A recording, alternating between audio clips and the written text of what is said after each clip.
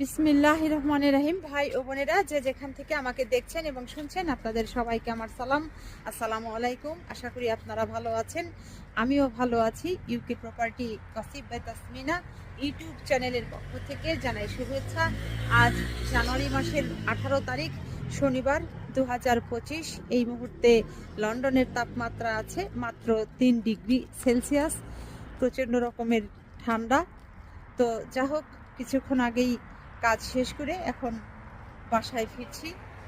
আজ আপনাদের সাথে যে বিষয়টি নিয়ে কথা বলতে চাচ্ছি সেটা হলো যে চাইল্ড অ্যাবিউজ, অর্থাৎ এই যুক্তরাজ্যে কোনো ব্যক্তি যদি তার পরিবারের কোনো শিশুর সাথে খারাপ ব্যবহার করে, দুর্ব্যবহার করে কিংবা তাকে মারধর করে, তাহলে সেই অভিভাবকের কি শাস্তি হতে পারে, সেই ব্যক্তির কি শাস্তি হতে পারে।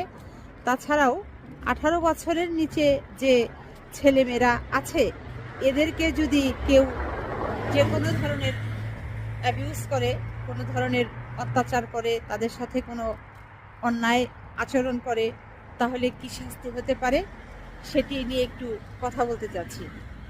প্রথমেই আসা যাক যে কোনো শিশু বাচ্চাকে যদি তার অভিভাবক, মা কিংবা বাবা, যে কেউ হোক, তার পরিবারের যদি মারধর করে, গায়ে আঘাত করে, আর সেই আঘাতের ক্ষত চিহ্ন যদি স্পষ্ট তার শরীরে দেখা যায়, তাহলে যিনি আঘাত করলেন তার কিন্তু খবর আছে।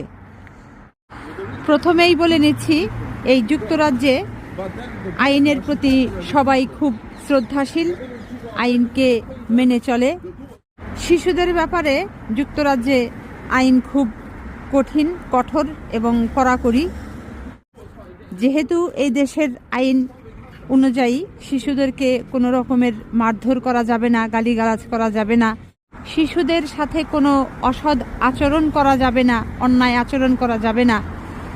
তো এদেশের মানুষ শিশুদের সাথে ওভাবেই চলাচল করে, তাদেরকে অনেক আদর যত্নে, স্নেহের সাথে বড় করে গড়ে তোলে। এর মাঝেও দেখা গেছে যে অনেক সময় অনেক ব্যক্তি কিংবা অনেক অভিভাবকরা তার পরিবারে যে শিশু সন্তানরা থাকে তাদের প্রতি অনেক কঠিন, কঠোর হয়ে যায়, তাদেরকে শারীরিকভাবে নির্যাতন করে, মানসিকভাবে অনেক সময় নির্যাতন করে। এই মারধরটাকে ক্রিমিনাল অফেন্স হিসাবে ধরা হয়। যুক্তরাজ্যে কোনো অভিভাবক, কোনো বাবা মা কিংবা কোনো ব্যক্তি যদি কোনো শিশুর প্রতি হিংস্র আচরণ করে, মারধর করে, তাহলে এই বিষয়টাকে ক্রিমিনাল অফেন্স হিসাবে ধরে নেওয়া হয়। আর একজন ক্রিমিনাল অফেন্সকারী হিসাবে তার এই যুক্তরাজ্যের অনেক সুযোগ সুবিধা তিনি গ্রহণ করতে পারেন না। তো এর মাঝে আমি কয়েকটি জিনিস আপনাদেরকে তুলে ধরছি যে কি কি সুযোগ সুবিধা তারা পান না। ধরেন যে কোনো অভিভাবক, কোনো বাবা মা, কোনো ব্যক্তি তার শিশু সন্তানকে আঘাত করেছিল এবং সেটির রেকর্ড আছে ক্রিমিনাল অফেন্স হিসাবে, তাহলে সেই অভিভাবক, সেই মা বাবা, সেই ব্যক্তি একজন ক্রিমিনাল হিসেবে তার এই যুক্তরাজ্যে রেকর্ড থেকে যাবে। এখন এই যে তার নামে ক্রিমিনাল রেকর্ড আছে, তিনি যখন এই দেশে আইএলআরের জন্য আবেদন করতে যাবেন কিংবা ব্রিটিশ পাসপোর্টের জন্য আবেদন করতে যাবেন, সেই আবেদন করতে পারবেন কিনা? উত্তর হচ্ছে হ্যাঁ, তিনি অবশ্যই আবেদন করতে পারবেন। তবে তার এই যে ক্রিমিনাল রেকর্ডটি আছে, এই জন্য হোম অফিস কিন্তু তাকে আইএলআর নাও দিতে পারে কিংবা তাকে ব্রিটিশ নাগরিকত্ব নাও দিতে পারে।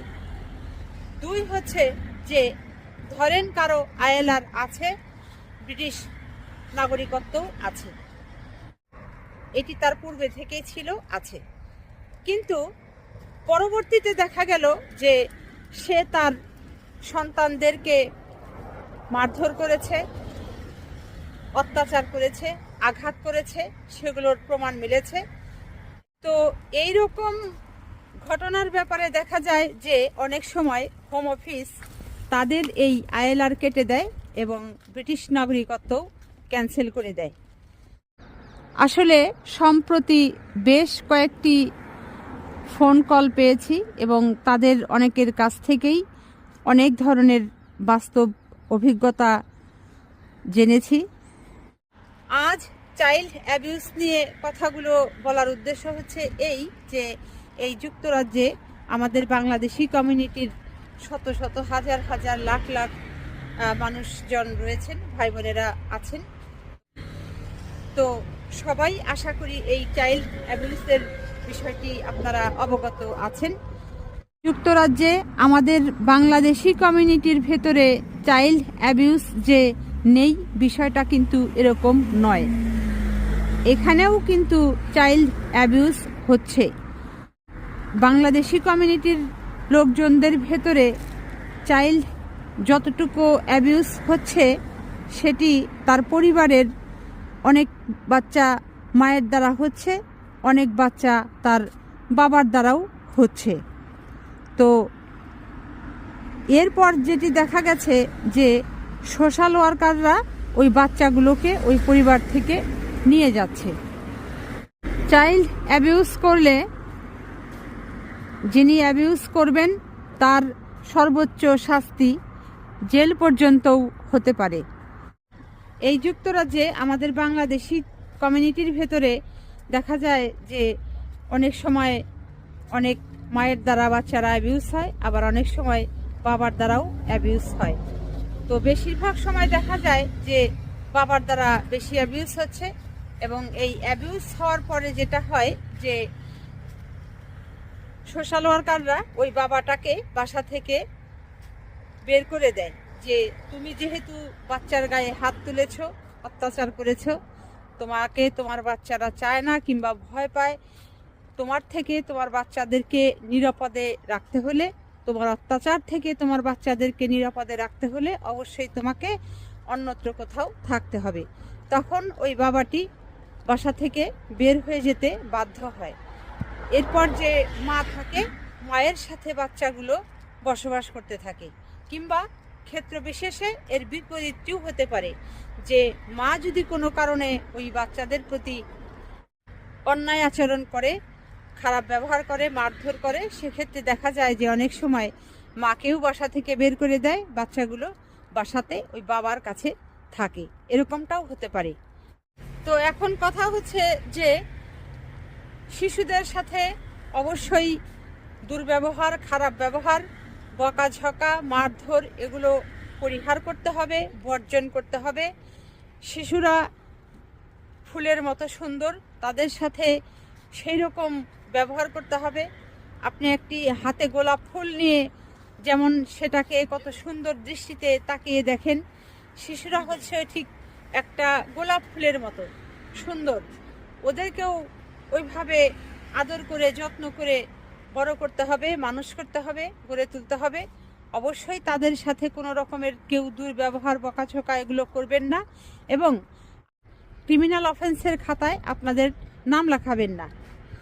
আর যদি কোনো কারণে এগুলো করেন আর ওই ক্রিমিনাল অফেন্সের খাতায় আপনাদের নাম ওঠে, তাহলে তো বললাম যে আপনাদের এই দেশে থাকা নিয়েই টানাটানি বেঁধে যাবে।